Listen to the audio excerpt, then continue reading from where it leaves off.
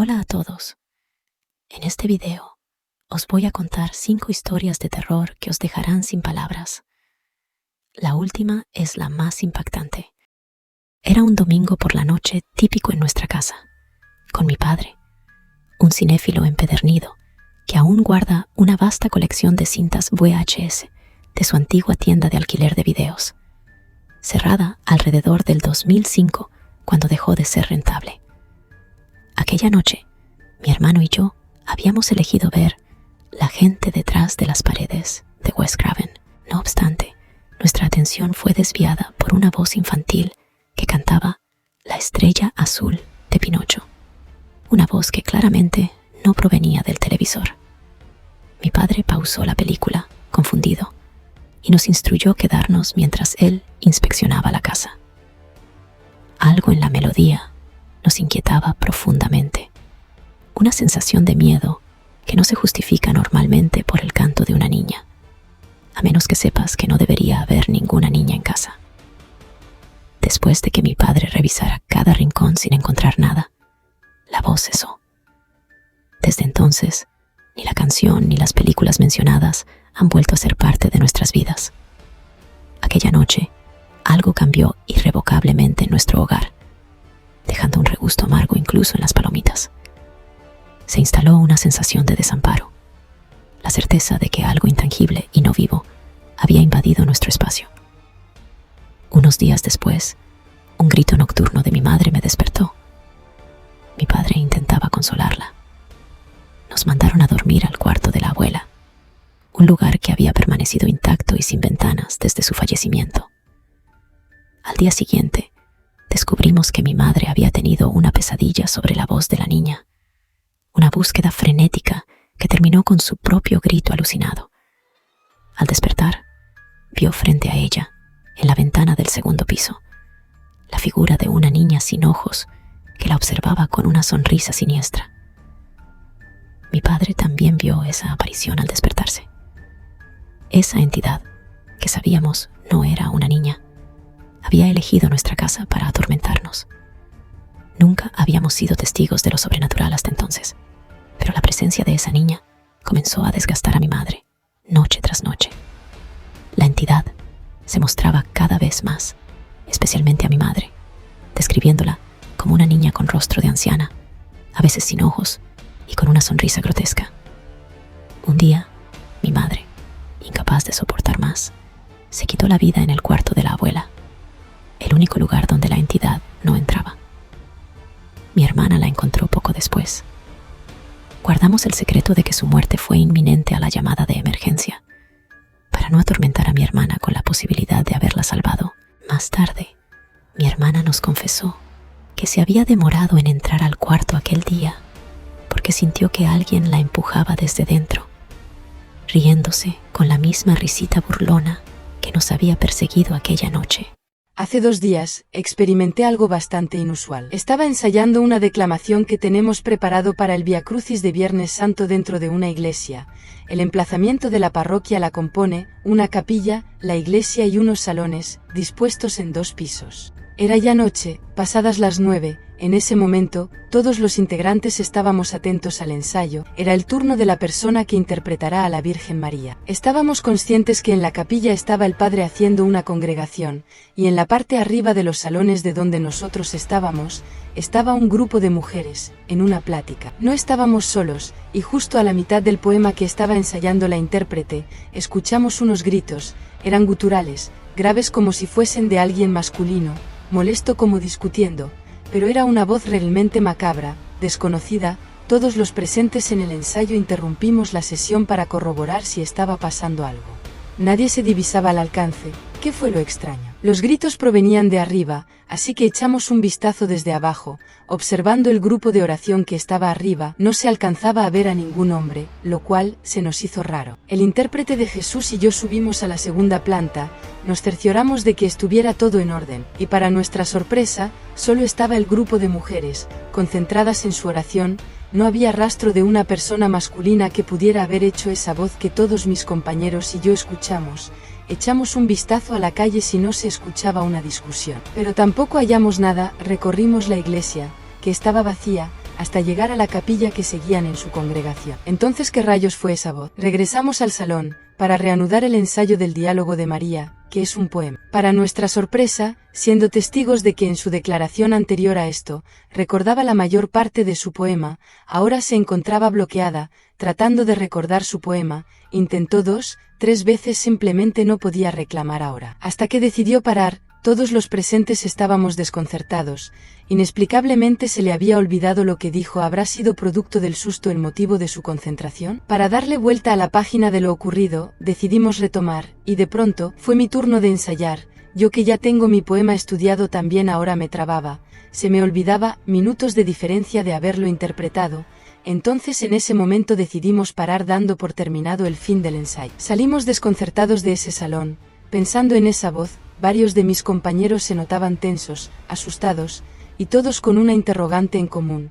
¿Qué rayos fue esa voz? Tuvo algún efecto en nosotros, eso sin duda, pero ¿fue esa voz o algo escondido a través de ella? Estamos todos en una especie de teatro oscuro, bajo tierra, quizá, la atmósfera es densa, quizá por el número de asistentes, todos curiosos en sus lugares. Yo observo desde mi lugar, mientras el presentador sube al escenario con una pelota de esponja rosa. El público lo mira y él, sin mucha introducción, comienza a jugar con la pelota, malabares. Luego de un minuto, ofrece a alguien del público subir al escenario a jugar con ella. Un hombre se para, y sin decir palabra, sube a jugar con ella. La pelota termina entre el público, por accidente, pero al momento de tocar el suelo, se convierte en 2 pelotas iguales. El público está sorprendido, incluida yo, que pienso que es un truco, pero alguien del público levanta una y la lanza de vuelta al escenario. Pero al hacerlo, esta pelota vuelve a multiplicarse. El público está sorprendido.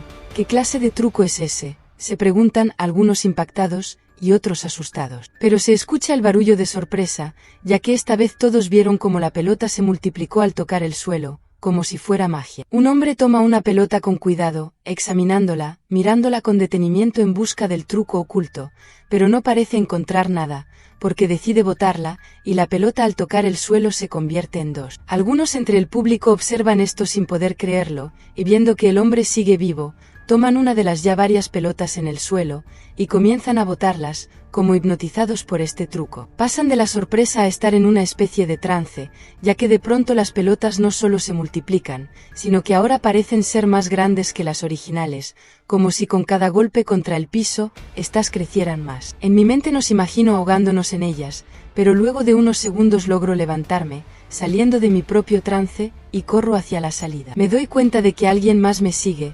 probablemente pensó lo mismo que yo, pero al momento de salir de la habitación, siento unas manos que me jalan hacia adentro. Grito aterrorizada, y sigo intentando correr, pero esas manos me jalan tan fuerte los hombros, piernas y torso, que no hay nada que pueda hacer y pronto estoy en el piso. Ya no pienso en la otra persona, sino en mí misma, y en el sonido de fondo de las pelotas multiplicándose incesantemente mientras intento zafarme de esas manos. Al girarme, noto que son color rosa, el mismo tono que las pelotas. Un joven matrimonio se mudó a una casa cerca de un río, donde esperaban vivir felices y tranquilos. Sin embargo, pronto empezaron a escuchar por las noches unos lamentos que venían del agua, como si alguien estuviera sufriendo. Al principio, pensaron que se trataba de algún animal herido, pero luego se dieron cuenta de que era una voz humana, una voz de mujer que decía: «Ay, mis hijos, ¿dónde están mis hijos?». El esposo, intrigado y valiente, decidió salir una noche a investigar el origen de esos llantos. Le dijo a su esposa que no se preocupara, que él volvería pronto. Tomó una linterna y se dirigió al río, siguiendo el sonido de la voz. Al llegar a la orilla, vio una figura blanca que flotaba sobre el agua, con el cabello largo y negro cubriéndole el rostro. Era la Llorona y al verlo, le dijo con voz melancólica: «¿Eres tú, mi hijo?». El hombre, asustado, retrocedió y trató de huir, pero la Llorona lo siguió con rapidez, extendiendo sus brazos hacia él. El hombre gritó pidiendo ayuda, pero nadie lo escuchó. La Llorona lo alcanzó y lo abrazó con fuerza, ahogándolo en el río. Luego, soltó su cuerpo y siguió llorando, buscando a sus hijos perdidos. La esposa, al ver que su marido no regresaba, salió a buscarlo, pero solo encontró su linterna tirada en el suelo. Llamó a la policía y les contó lo que había pasado, pero nadie le creyó. Pensaron que su marido la había abandonado o que había tenido un accidente. La mujer, desconsolada, se quedó sola en la casa, esperando el regreso de su amado. Pero una noche, mientras dormía, escuchó unos golpes en la puerta. Se levantó y fue a abrir, pensando que era su marido. Pero al abrir la puerta, se encontró con la Llorona, que la miró con ojos de locura y le dijo: «Tú me quitaste a mi hijo, ahora yo te quito al tuyo». La mujer, aterrada, trató de cerrar la puerta, pero la Llorona la empujó y entró a la casa. La mujer corrió a la habitación de su hijo, que dormía en su cuna, y trató de protegerlo, pero la Llorona la apartó y tomó al niño en sus brazos. La mujer gritó y luchó, pero la Llorona era más fuerte. La Llorona se llevó al niño y salió de la casa, dirigiéndose al río. La mujer la siguió, pero no pudo alcanzarla. La Llorona se metió al agua con el niño y desapareció, dejando solo un eco de su llanto. La mujer, desesperada, se tiró al río, esperando morir y reunirse con su familia. Pero el río la rechazó y la devolvió a la orilla, donde quedó tendida, llorando y gritando: «¡Ay, mi hijo! ¿Dónde está mi hijo?». Desde entonces, se dice que en esa casa se escuchan dos voces que lloran por las noches, la de la Llorona y la de la mujer, que se convirtió en otra Llorona más. En los canales de Xochimilco, al sur de la Ciudad de México, hay una pequeña isla que está cubierta de muñecas colgadas de los árboles. Algunas están enteras, otras rotas, otras decapitadas, otras quemadas. Todas tienen una mirada inquietante y una historia macabra. La isla pertenecía a un hombre llamado don Julián Santana Barrera, que vivía ahí desde 1950, alejado de la civilización. Según él, un día encontró el cuerpo de una niña ahogada en el canal, junto a una muñeca. Como no pudo salvarla, decidió colgar la muñeca en un árbol, como una forma de honrar su espíritu. Pero eso no fue suficiente. Don Julián empezó a escuchar los lamentos de la niña, que le pedía más muñecas. Así que se dedicó a recolectar todas las muñecas que podía, de la basura, de los mercados, de las casas abandonadas. Las colgaba en los árboles, las ataba a las ramas, las clavaba en las paredes. Creía que así protegía a la isla de los malos espíritus y calmaba a la niña. Pero lo que hizo fue crear un lugar tétrico y maldito, que atraía la curiosidad de los visitantes. Algunos decían que las muñecas se movían, que parpadeaban, que susurraban. Otros decían que sentían una presencia maligna, que los observaba, que los seguía.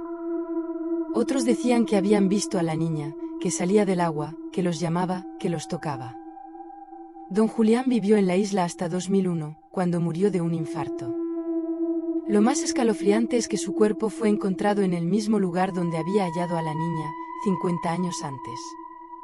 Algunos dicen que fue una coincidencia, otros que fue una venganza. Lo cierto es que desde entonces, la isla se ha vuelto más famosa y más temida. Muchos turistas se atreven a visitarla, pero pocos se quedan mucho tiempo. Las muñecas siguen ahí, colgando, mirando, esperando. La historia que les vamos a contar a continuación tuvo lugar no hace mucho tiempo atrás en una universidad y podría ser una de las leyendas de terror largas y reales más impactantes. Ocurre que para ese momento era el inicio del año escolar y los estudiantes de nuevo ingreso se estaban acomodando cada uno en los dormitorios. Una de las alumnas era Lucía, quien llegó temprano con la intención de tener todas sus cosas organizadas antes de que comenzara el ajetreo de las clases. Esta estudiante tomó la cama ubicada al fondo del dormitorio dado a que estaba muy cerca de la ventana y si había algo que a ella le encantará era sentarse a la luz de la luna a escribir sus encantadores poemas en sus ratos libres. Después de transcurridas aproximadamente 4 horas fue que llegó otra estudiante al lugar. Se trataba de Clara, quien obviamente se convertiría en su compañera de habitación. Buenas tardes, mi nombre es Lucía, ¿tú debes ser Clara? Hola, ¿qué tal? Esas fueron las únicas palabras que se dijeron ambas al menos durante la primera semana de encuentro. Los demás estudiantes notaron desde el primer momento que estas dos chicas eran como el día y la noche, es decir, no tenían nada en común y no compartían muchos gustos. No obstante, fueron transcurriendo los meses y una bonita amistad empezó a formarse entre ellas. La amistad se profundizó dado que a Clara se le dificulta demasiado la asignatura de biología. Un día, mientras estaban en una de las clases, el profesor les recordó que a la semana siguiente tendrían que presentar su examen bimestral. Se me olvidó por completo que la prueba es el próximo jueves, dijo Clara. Su amiga le contestó, pero si las fechas de exámenes se pegaron en el periódico mural hace más de una semana. Ay amiga, tú por qué te detienes a leer cualquier cosa, yo en cambio quiero asistir al baile de disfraces. Respondió Clara. ¿Cuál? ¿Acaso hablas del rodeo que va a organizar la escuela? Sí, ahí va a estar Marcos y presiento que es mi oportunidad de hacerme su novia, pues acaba de romper con Karen. Te aconsejo que no vayas y mejor te quedes estudiando conmigo. Si no pasas ese examen, tendrás que repetir el curso y estoy segura de que tus papás no les va a gustar para nada esa idea.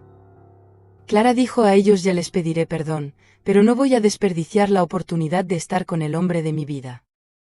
Como quieras, yo solo digo que debes de comenzar a elegir mejor tus prioridades, le dijo su amiga. Clara le contestó: está bien, me quedaré a estudiar contigo. Ese día en que se llevaría a cabo el evento, en los pasillos de la universidad se podía ver a los estudiantes disfrazados con trajes de vaqueros y se disponían a acudir al auditorio para comenzar la celebración. Sin embargo, Lucía cerró la puerta de su habitación, prendió la luz y tomó un gran número de libros y empezó a estudiar. Por su parte, Clara solo se limitaba a hojear su libreta de apuntes. Se la deben estar pasando genial. Escuché que a las 10 de la noche iban a comenzar a contar leyendas de terror con las luces completamente apagadas. Y con lo que a mí me fascinan las historias de espantos y de fantasmas, dijo Clara. Puedes ir a la fiesta, siempre y cuando te aprendas los fenotipos que van a venir en el examen. Eso me lo hubieras dicho desde antes. Ahorita mismo me pongo a memorizarlos.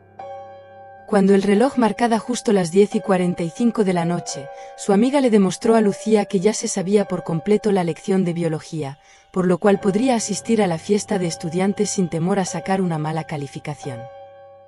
Tal vez a la hora que regreses, yo ya estaré dormida, pero en la mañana me cuentas cómo te fue en la fiesta. Clara tuvo una de sus mejores noches de toda su vida, no solo porque logró hacerse novia del hombre a quien tanto amaba, sino también porque fuera nombrada la reina del baile. Después de la fiesta, Clara regresó a los dormitorios de la universidad. Eran aproximadamente las 3 de la mañana y antes de entrar al cuarto, se quitó los zapatos para no hacer ruido. Ayudada con su teléfono, alumbró un poco el cuarto y vio cómo su amiga se había quedado dormida boca abajo con la cara entre las páginas de uno de sus libros.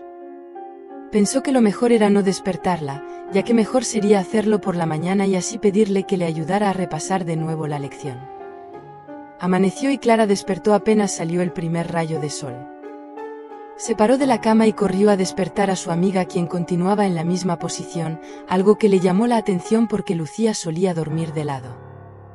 Levántate floja, tienes que ayudarme a estudiar. Al ver que no recibía respuesta, la sacudió del hombro con fuerza, pero el cuerpo de su amiga estaba como un hielo. Acercó una de sus manos a la cabeza de Lucía y solo sintió algo húmedo y viscoso. Cuando levantó la mirada observó con terror cómo una de las paredes de la recámara estaba escrita una oración con sangre: tú también debiste de ir a la fiesta, pero preferiste quedarte estudiando. Este es el precio que tuviste que pagar. Cuando Clara volteó el cuerpo de su amiga vio cómo la cara de Lucía estaba repleta de heridas y golpes.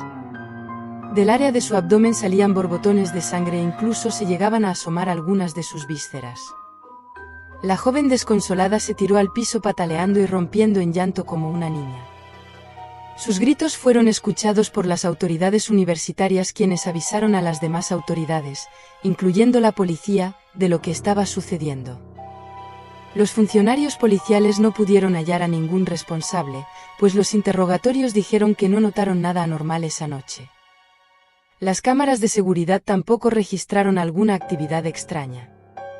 Luego se supo que Clara, en su adolescencia, había sido internada en una clínica psiquiátrica por problemas de esquizofrenia y doble personalidad.